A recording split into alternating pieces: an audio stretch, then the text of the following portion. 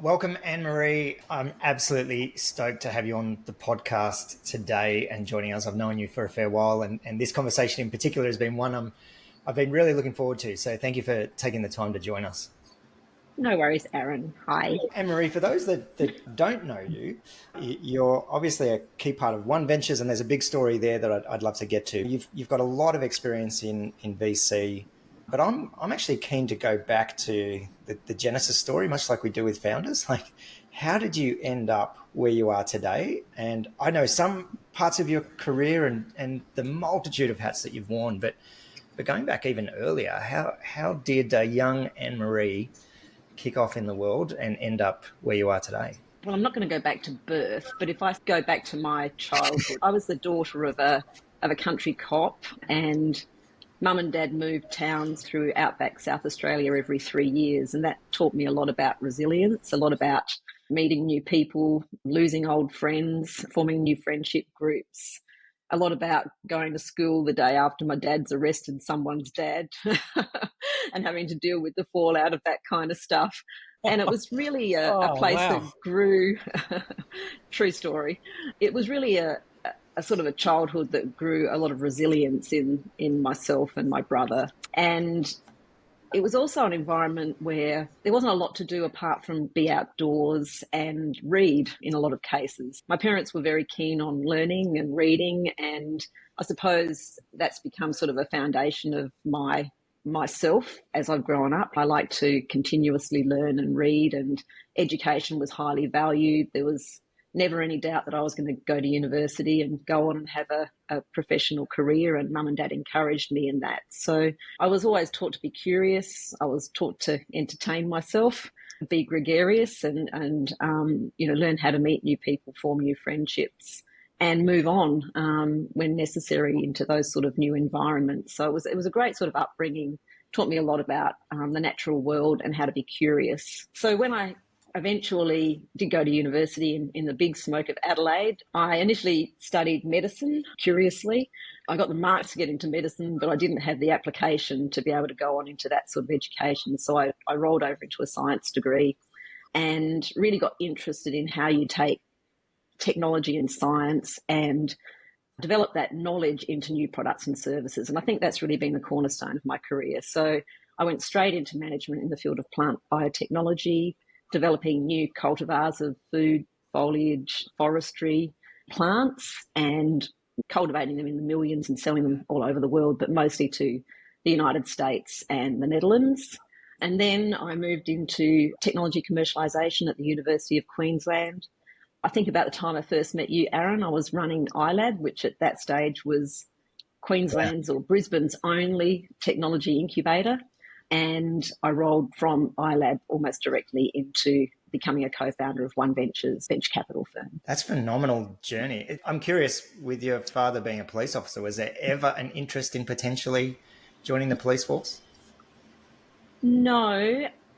Look, it's a really hard life being a country copper, and Dad dealt with a lot of domestic violence, a lot of problems in the local Indigenous communities, a lot of sort of social problems. It was a really tough life for him, very rewarding. Mum and Dad had a super interesting life living in a whole lot of different towns, right from little tiny ones several hours from Adelaide to ones that were nearby, and they were very gregarious and great hosts and centres of their communities. But the life of a policeman is very difficult. So no, it was never a career I wanted to pursue.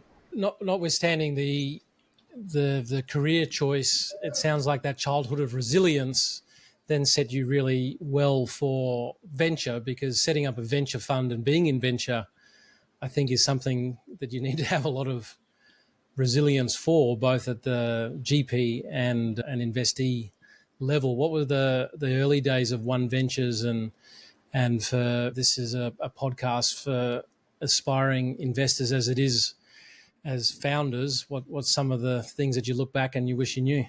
I've said to Aaron before that being in VC, you sort of like vacillate between elation and terror. And I think that's really encapsulates my life as an investor.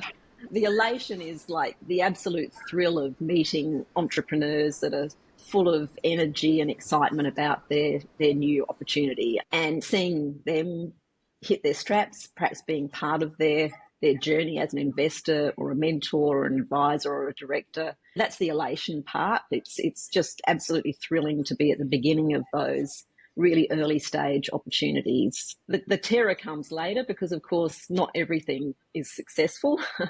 And sometimes you've got to manage some of those companies through some tricky patches. That's relatively business as usual. But occasionally companies don't make it despite everybody's best efforts. And then you're faced with, first of all, as an investor, having to tell the people that have entrusted you with their money that you've not been able to be successful, which is really, really hard and confronting. But secondly, helping those companies through a process of exiting or wind down or wind up, whatever the scenario might be. And I think if I reflect on one of my experiences, one of my portfolio, without naming the company, in the early days, despite everybody's efforts, just didn't make it. And I was a director of the company. I'd been with them since the early days. I'd seen the staff grow. I'd bounced their babies on my knees. I'd congratulated them on their weddings, been to their Christmas parties. So I really felt part of the family. And when we started having to lay those people off, and eventually there was no employees, and we closed the office and wound the company down to the sort of the storage shed and then the filing cabinet, and then eventually shredded those last files, I found it a really difficult process. And I can still distinctly remember standing by the shredding bin, putting the HR files into the shredder, and there was some photos in there. And it was really the time that it really got me in the heart to have to realise that all those people's lives had been upended in a way because the company hadn't worked. But that is just life in venture. It's an odds game, and sometimes things go tremendously and sometimes they don't. We did touch on the brutality. Although, Aaron, one of your things, you said for those that see venture capital not as brutal, those are only people not in venture capital, aren't they? Yeah, absolutely. Who doesn't see venture capital as brutal? I think the founders or people naive like me that, somehow have a mentor say, hey, you should go do this thing. It'd be really smart. And then you get into it. And it's like, oh, wow, this is much harder than I thought. It is. Yeah. I think often founders have this view, and maybe it's a fair view in some cases, of these sort of highly paid finance managers that just drop in with the cash and then sit back and wait for them to do all the hard work to realise a return on that capital. But I think most venture capital managers, and certainly more increasingly these days, are very hands-on, and they really care about that capital. They really care about the sort of future of those companies, and they want to do everything they can to try and help them be successful. So it really is, it's a very, very personal relationship. And I've got a portfolio company at the moment that's really struggling, and we meet very regularly, and I'm concerned about the founder. I'm concerned about her mental health, her future, and I'm concerned about the product that we would all love to see in market, and all the other investors and shareholders in that company. So those things do keep you awake at night. It's not just all about sitting back and waiting for the gold pot to drop. Yeah, what I try and explain to our portfolios, as an emerging manager, we're growing just like they are and have all of those interpersonal things, and we have partners and children and things that you have to sacrifice, and it's parallel journeys. Please don't look at us and think that we're immune to it or put us on a pedestal, because we're in the trenches. We're just in a parallel trench to you, and then we have the obligations of our LPs to make sure we're doing the best we can. Absolutely. You're founders as well, right? You're founding a new firm, so you have all of those tensions. Yeah. And choosing to run a firm that's focused on US and UK markets. So it's just the 24/7 clock of founder life. That wasn't a good choice. I'm holding hope for the elation part, because there is a lot of terror that I definitely feel. But I think what stands out, has always stood out actually, knowing you, and even in your answer there, is there's a lot of investors that look at this as an asset class and very much as a financial product, and it's about deploying capital. But I think what you just articulated is you get in the trenches with the founders, and you back those good humans, and you become part of that, and they become part of your family. And so as much as it is about you get those elative, awesome moments with them, you're also at the other end of the spectrum when it's not going so great. So I think just sharing that reflection of your character, I think, and how you do get it really deeply involved with the companies you support. Yeah, look, absolutely. We always say when we talk about what we look for in an investment opportunity, we look for a big market, we look for compelling technology, we look for good people to run our companies. But in the end, that really trumps almost everything. You've got to assume you've got those early characteristics, but it's actually the people that make or break a company. And it is all around those things that we were talking about earlier, like grit, having high emotional intelligence, being coachable, being open to advice. All of those sort of personal characteristics, I think, are what make entrepreneurs successful. And look, sure, not everybody's like, you don't want to have a beer with every entrepreneur you meet, not even every successful entrepreneur. But nonetheless, they've all got those sorts of sort of foundation qualities, I think. And that's a really important part of enabling their success. So it's an absolute pleasure to help people that are so wedded to what they want to do, and to all be pointing in the right direction as a team, I think, is really important in venture. I've got a bit of a view that the really successful ones are destined for success, and the ones that can't crack product market fit and go to market and channels, that they've got some structural things that were never solvable. But there's this middle cohort that with some support, that they could be successful, but they could also not be successful. Do you see it that way as well or not? That's one aspect. And if you do, in that middle group, what are the things that you look for or can do to take people that are on a path to failure but nudge them on the path to success? Is that even possible?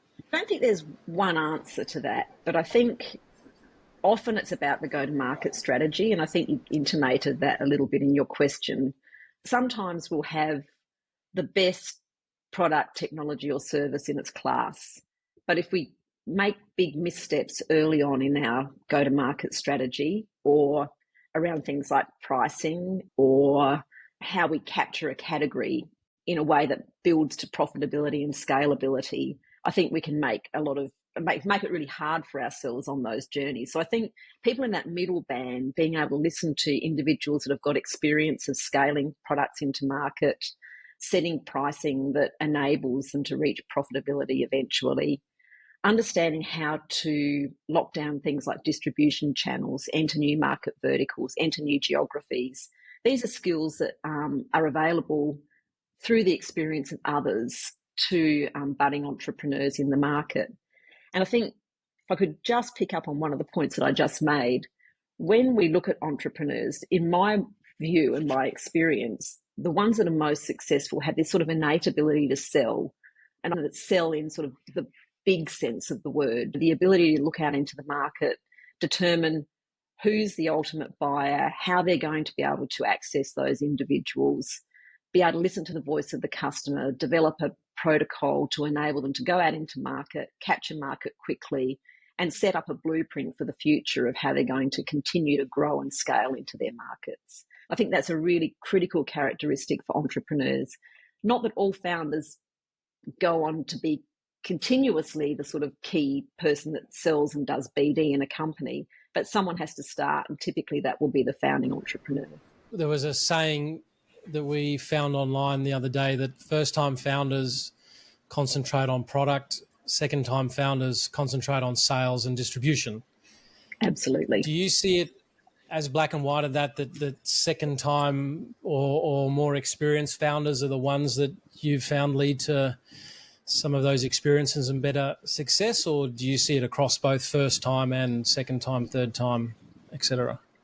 I think the golden goose is someone that can do good product and do good sales, right? Whether they're first time or second time. And there is that rare individual that you come across that gets it right from the get-go.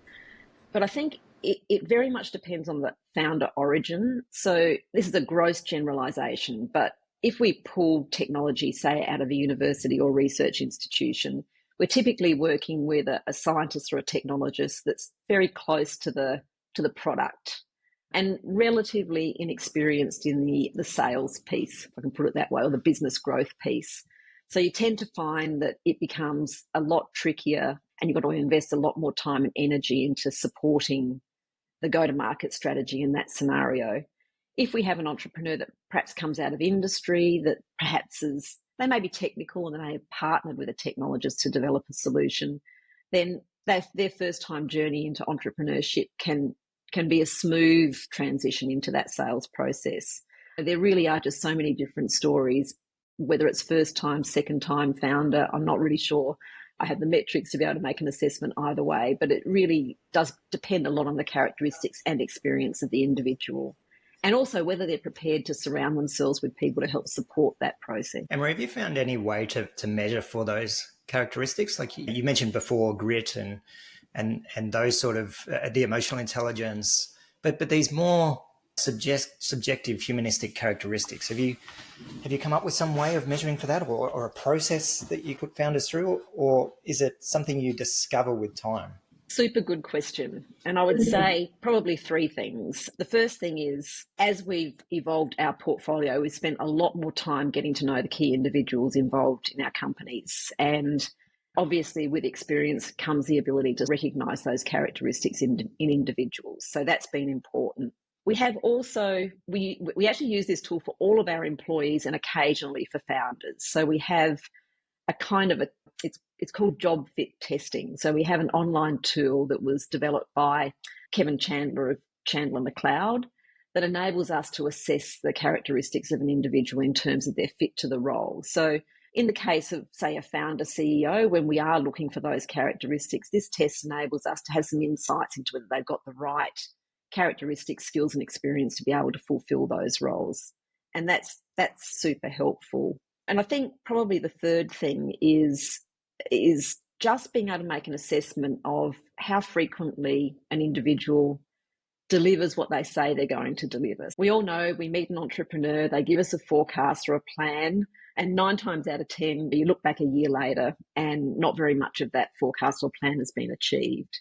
So being able to have some way of perhaps looking at the year ago pitch and determining their ability to be able to meet those milestones, forecast them and meet them can be a really useful tool. And it does really amaze me how often I might meet a company that's too early to invest, and then maybe 2 years later, they're at about the right stage. And when I look back and see what they've achieved since I saw that first pitch and the second one, the ones that have been able to deliver often go on to be really successful. Yeah, you mentioned there Kevin Chandler. So shout out to the work he did in mapping a lot of that capability, like those frameworks for actually assessing fit for role. And it was interesting. He reached out a while back. He was just looking at the entrepreneurial capability. And I think there were about a dozen of us that were lab rats. Mark Selby was one, Leanne Kemp and a couple of others, and looking at mapping these characteristics of entrepreneurs. And I did speak to him. It blew up the computer, did it? Just when caught on fire. Looking at the responses, it was quite varied, and I never got the answer back of, am I actually an entrepreneur? But I was really fascinated by that as a tool. Yeah, I'm really curious that you've been using that. That's good to know. We've been using it for a long time, and I will say it may not be the tool that knocks someone out, but I can say hand on heart that 100% of the time it gives us insights into how a person will work in a role and how we should manage them and support them to be the most successful they can be in a role. So I think it's a brilliant tool, and I'm glad you've some experience of it. Yeah, great. And your other comment there about, seeing founders, those that with time achieve traction. But the bit I get really excited about is when you see the founder growth, like you see they've managed to grow the company, but you feel like you're talking to a different person 12 months later. And I love that characteristic in founders where they have to grow as fast as their company, if not faster, to keep up. And it's something I'd love for some sort of objective measure of that, but subjectively you can feel it when you meet those founders. Oh, look, 100%. And when you see someone transition from, for example, being a technologist that is almost 100% focused on the science behind what they've done, to being someone that can actually talk about customer benefits, for example, and ultimately about growing their business, investor returns, etc. It's just a tremendous thrill to see their development. And we're always working with really smart people, right? So they've got that capacity to learn and grow. And when they do, it's really rewarding. I want to shift gears a little bit, and get your perspective on how venture capital and growth capital, but VC in particular, has changed since you started. And also, just take a moment to recognise, like, female representation in VC is low now, but you absolutely forged a pathway there. I'm curious, going back to the genesis of when you started. I know some of the story of starting OneVentures and everything you had to do to make that happen, but could you just talk us through maybe some of those early barriers that you might have faced, and also how things have changed compared to now? Sure. Well, look, you really encapsulated the difference in your question there, because these days VC is more sophisticated and there's more VC. Back in 2009, when I first considered entering this industry, there was no VC jobs advertised. There was a handful of Australian venture capital firms. And I was lucky enough that one of the directors of the board of i.lab, the Incubator where I was CEO, was one of the grandfathers of venture capital in Australia, a man called Bob Christensen, still a tremendous mentor to me, and a big shout out to Bob. He's a wonderful man. So Bob's managing partner at Southern Cross Venture Partners. And we were having a conversation one day about what might come next for me after I'd been at i.lab for 5 years, and he suggested VC. And I said to him, but Bob, there's just not jobs in VC. And he told me that he knew a woman in Sydney who was looking for people to join her team so that she could set up a new firm. And to cut a long story short, Bob introduced me to Michelle Deaker. Michelle's the managing partner or managing director at OneVentures now. I flew down to Sydney, had a cup of tea with Michelle. We hit it off. Not very long after, we met Paul Kelly, and Michelle, Paul and I in 2010 launched OneVentures' first fund. It was a super interesting time. Like many of Australia's early venture capital firms, we got our start with funding from the federal government Innovation Investment Fund scheme. And another big shout out to the Australian government for setting up schemes like that really did seed VC in Australia. And at the time, we had interest from a couple of institutional investors to match our government funding. But then what happened was the GFC, and that institutional investment fell away. So we had no choice but to pivot, as many entrepreneurs have to. And where we ended up raising our matching capital from was high net worth investors and family offices. And that was a very unusual thing to do for a venture capital firm in 2010. And we're just super lucky that we had some investors that had backed both Michelle and Paul, who are entrepreneurs, serial entrepreneurs, in their previous ventures. They became the sort of seed of our investor base. And then through largely the resilience of Michelle, who leads the process of raising capital for OneVentures, we expanded that pool out till we got to a sort of a minimum raise of 20 million and launched our first $40 million fund. And it was really a really interesting year. We were the only venture capital firm to launch in 2010. At that stage, we were the only venture capital firm to launch with 2 out of 3 founding partners as women. So it was a really unique kind of offering in the market, and a very exciting time to be investing, because there was not a lot of dry powder available. So we had thousands of investment applications to screen and a lot of opportunity. It was a really, really exciting time. And then fast forward to today, and correct me if I'm wrong, but you have 700 mil funds under management across your funds. Your first fund would be, what, vintage 12 years ago? You had the first fund kicked off, 13? Correct. And also no institutional investors, is that right? They're all high net worths and family offices. That's right. So we've continued with that model. We've been lucky to be the recipient of another pool of Australian government funding to support our healthcare practice. So OneVentures today has moved away from early stage investing. We have really 3 pillars to our business. One of the pillars is healthcare. So we invest in clinical stage diagnostic therapeutics and devices. The second pillar is our venture credit or venture debt pillar, where we provide effectively low teens loans to growth stage companies. So these are typically going to be companies that are in revenue, that have got the ability to service debt. And often ventures will take some equity and some venture credit as part of an overall capital raising process. And then our third pillar is our technology growth pillar, where we support more mature technology companies to grow, say, into new verticals or new geographies with growth capital. And you're correct, Aaron, we have around about $700 million in funds under management now across 6 funds. I'd imagine that's a lot of investors to manage as well. Was it a conscious choice not to go down the institutional investor path or attract super funds? It was a conscious choice, and there's pros and cons of either. In our case, many of our investors are the captains of industry in Australia. So along with their very precious capital, which is very important, we're also really lucky to have access to their networks and expertise. So we'll often tap that expertise for our portfolio companies. And in fact, I ran into one of our investors at an event a couple of weeks ago and reminded him that 5 years ago he gave some advice to one of our portfolio companies that was really a turning point for them in terms of capturing their market. So that can be incredibly valuable.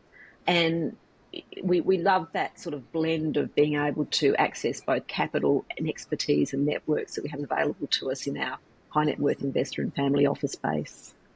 The venture debt market in the last almost 18 months, but maybe a little bit before that, has really seemed to have matured, both in terms of availability, but understanding from entrepreneurs that it exists. Has that market to you matured quickly, or has it always been there? And are there people accessing it that maybe shouldn't? And are there people that should be accessing it that are stuck in traditional equity worlds? Look, it definitely has matured over the course of the last few years. When we first introduced our venture credit product, it was a largely unknown instrument in Australia, albeit a product that's used very extensively in other more mature markets like the US and Europe. So there's been a big process of educating the local entrepreneurial community, and we've largely done that through partnerships with other VC funds. So many of our venture credit placements have been alongside capital that's been invested with other VCs in the ecosystem, which has been a great way of accessing quality portfolio companies and extending the dry powder that's available in the venture capital community. So we have seen new entrants coming into the market, which has been interesting, and we've seen a much better understanding of the product and how it can be used to leverage equity investment for growth. So it's a great product. I think it only suits a certain part of the market. It's not a product that's available to, say, early stage companies. But as part of the funding mix, I think it's really important. And I think it's exciting to see Australia having more diversity of funding instruments for entrepreneurial companies. How are you seeing the return of capital, and are you under pressure to return capital? I think your fund one one of your funds did return some capital to investors, but how do you think about that, like the return of capital versus staying in these growth assets longer term? Do you have a strategy on the sell side of the portfolio? Another great question.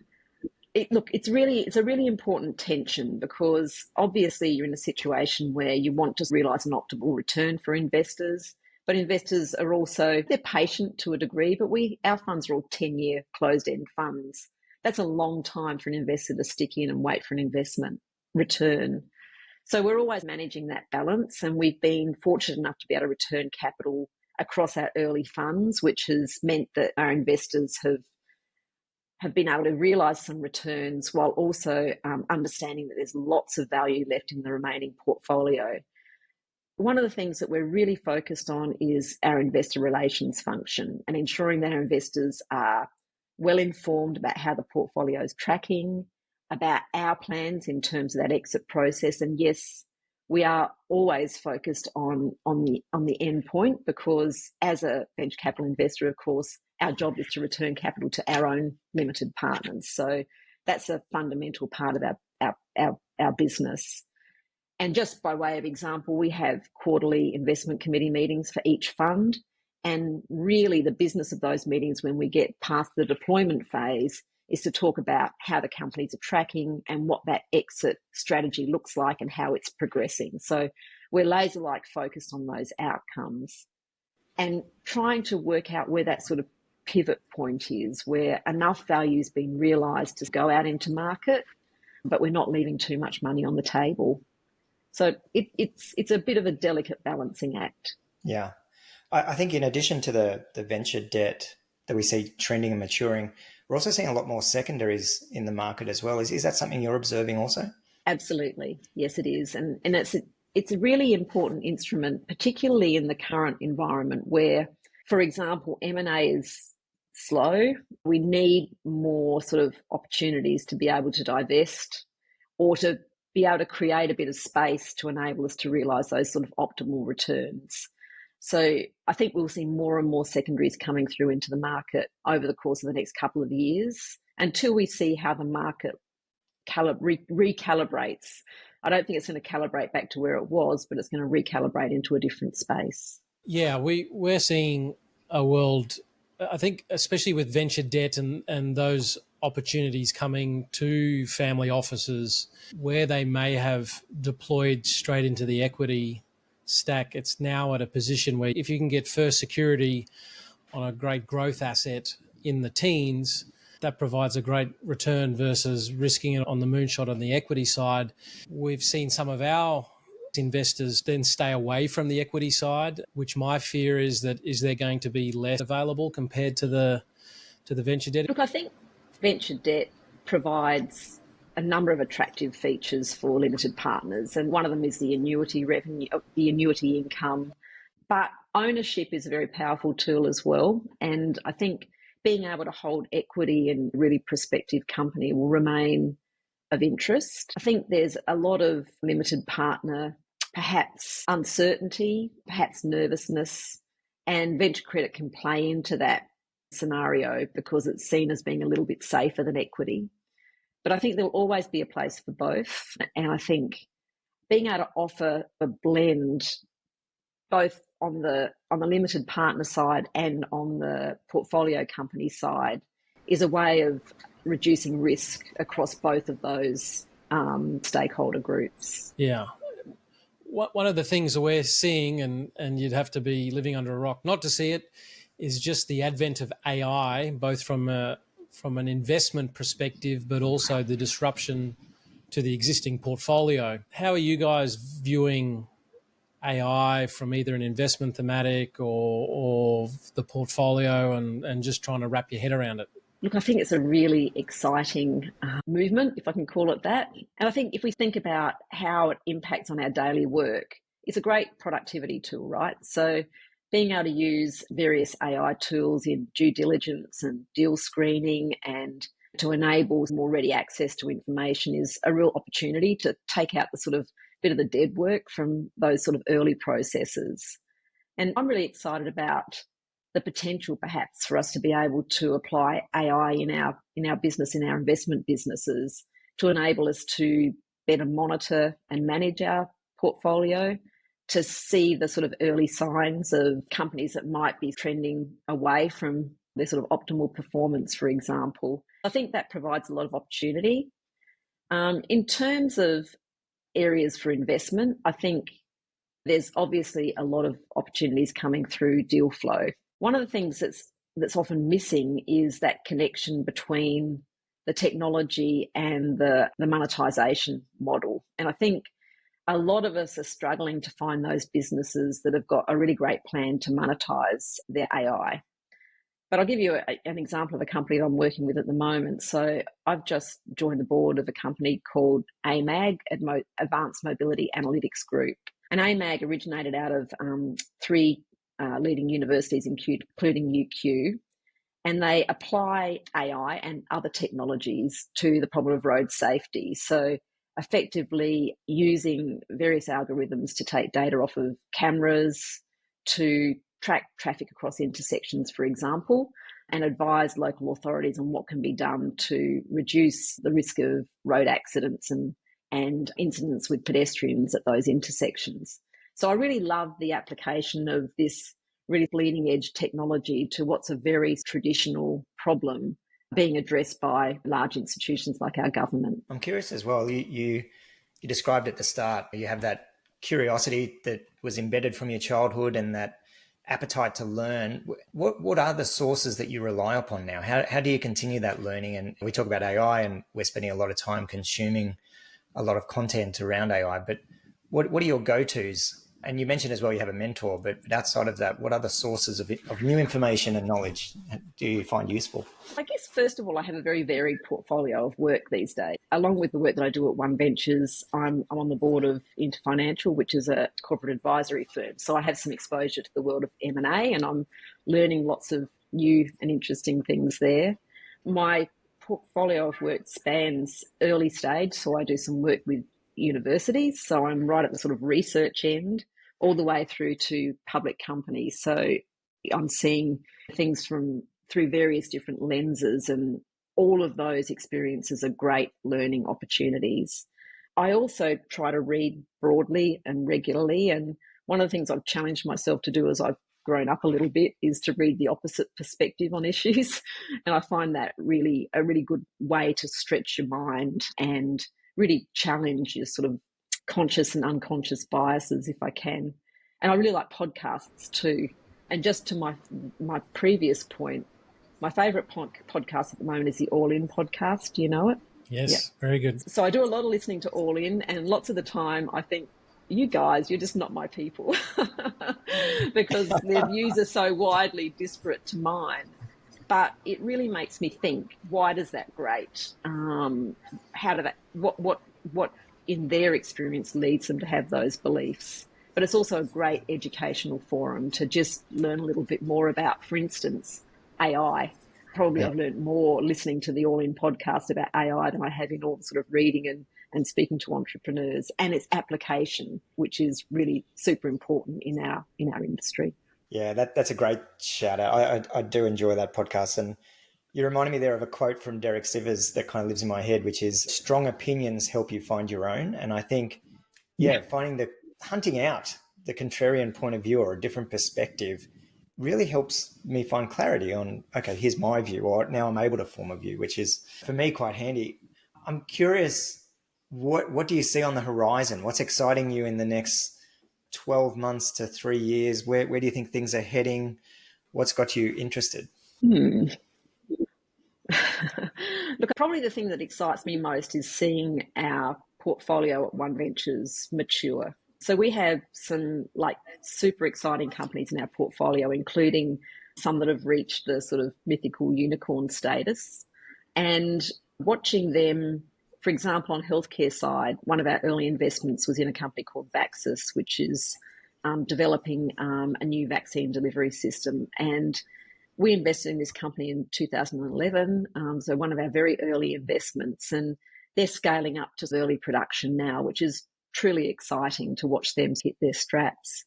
Our Fund 2 portfolio company, Employment Hero, just continues to capture market. It's a really exciting example of a company led by a founder that says what he's going to do and then executes brilliantly. And we're really proud of that company. So I think if I think about the next 3 years for me, it's really going to be about watching our portfolio grow, realize their potential, and being tangentially a part of that growth. It's exciting having those unicorns or any of the companies going in the portfolio, but all of us have the stories of the companies that went on to achieve greatness, but at the time we missed them. We just couldn't quite see it, and we try and review portfolio and the anti-portfolio, I think it's called, that you've missed.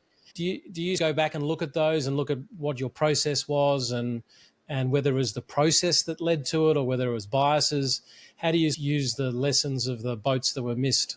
That is a great question. And yes, I've got a real long list of those. We saw Canva very early and passed. I really wanted to invest in Tritium, and I know they've had a few difficulties in the last few weeks, but I still think it's a tremendous company and we didn't invest with them. And the other one that we missed was GoOne. So they're probably the top 3 companies in the ecosystem that I really wish we'd invested in, that we saw early and for one reason or another we just didn't back. I think one of the lessons that we've learned is that we used to be very focused on proprietary deal flows, having companies in our portfolio that we'd found that we backed hard, where we were the sort of lead investor. But sometimes it's adequate and a perfectly good strategy to have a small piece of a good company where multiple investors are involved. And I think that's probably the lesson from Canva. I think the other thing is that sometimes you can get a bit too focused on portfolio construction. So when we looked at Go One, for example, we already had an edutech company in our small Fund One portfolio, and we decided that we didn't want to be overweight in edutech. With the benefit of hindsight, it probably wouldn't have hurt us. Hindsight's a wonderful thing, and when you're constructing a portfolio, you can't see the future, especially in early stage. You live and learn, and hopefully don't miss so many in the future. I was thinking of asking a little bit of a cheeky question, but going back to the LP side, are there ever investors you say no to? We often talk about the companies we've said no to or not selected, but are there any particular investors that you've wanted to invest in a fund or work with you that you have declined for whatever reason? Look, I'll give you a generic response, Aaron. Yeah. As a venture capital manager, you are bound by a whole lot of compliance requirements. One of those compliance requirements is AML, CTF, know your customer, and there are various others. But if you can't get an investor through your know your customer process for whatever reason, that's a real red flag. There have been some instances where we've had approaches from individuals and entities where we've known that being able to vet them through our compliance processes would have been difficult. I think that's probably a good example of where we've had to say no, or we've just stopped a process. But I think the other example is that our investors are really important stakeholders for us, and we all have to be on the same journey. So we do spend a lot of time ensuring that they understand that, unlike perhaps some of the other investments in their own portfolio, venture capital is a long game. It's a game of patience. It's a game where sometimes investments turn to custard, but overall you're looking for a good return. So our investor relations team, led by, as I said, my partner, Michelle Deaker, do spend a lot of time understanding that those individuals know the risks around investing in venture. And there may come a point in time where Michelle and the team feel that they don't necessarily understand those risks in a way that's going to be productive into the future. So we don't just take all capital. We do spend a lot of time getting to know each other and ensuring that the risks are well understood and that we can meet those compliance obligations. Probably a bit of a soft response to your cheeky question, Aaron, but... No, I appreciate it. And that's the venture manager side is almost a two-sided market. There's the LPs and there's the founders, but you would have seen thousands and thousands of pitches or just engage with entrepreneurs. Where do you see them sometimes maybe not understanding what they need to be doing? Where are some of the common overlapping mistakes maybe, or things that if founders knew early on, it would increase their chance of getting venture capital dollars? I've got a long list, but I'll just focus on three. So I think the first one is pitching to VCs that are not a good fit. I always encourage entrepreneurs to really understand the mandate of the investor before they approach them, and if possible, and make sure they're a fit for the mandate, and if possible, get a warm introduction. So that's really important. The second thing is to, when entrepreneurs talk more about the product than about the go-to-market, business development, business growth part of their business, that's a real red flag. I've seen decks that are 30 slides long and 25 of them are about the product or the technology and 5 of them are about the business. It's a real red flag not to be able to talk about how you're going to build a business around this product. And then probably the third thing is entrepreneurs need to have an understanding that when they're approaching an investor, the investor's job is to return capital to their own investors. So how does the business grow and scale? And not in specific terms, but in generic terms, who might be the ultimate buyer? And showing a willingness to be able to work towards that sort of outcome is really important. So if you can bring together those three pieces, I think it gives you a good opportunity of getting to that all-important sort of second meeting. I can't remember who it was, Aaron, but Jack had found some data. I think it was Blackbird or someone, that they've never done an investment into a cold inbound. Yeah, it's always been through a warm intro or something like that, even after 15 years. Yeah, absolutely. I actually can't remember where he found that, but those three really resonate for me as well, Anne-Marie. And particularly that second one. We were actually just talking about this in a podcast episode earlier this week around one of our portfolio codes. We caught up, we're having quite a good chat. And he said, you know what, back when you were investing in us, you never really asked any questions going deep into the product. Like you were all about the business and all about this. And I really wanted to show off my baby. It's like the things that matter to us, like, and the traction that they had, the market was saying the product was working, and the types of enterprise clients they're dealing with had done DD on the technical product itself. But for us, it was the business. Tell us about the business. Tell us about distribution, how you're going to market. So they really resonated for me, all of your comments just then. We did touch on the brutality.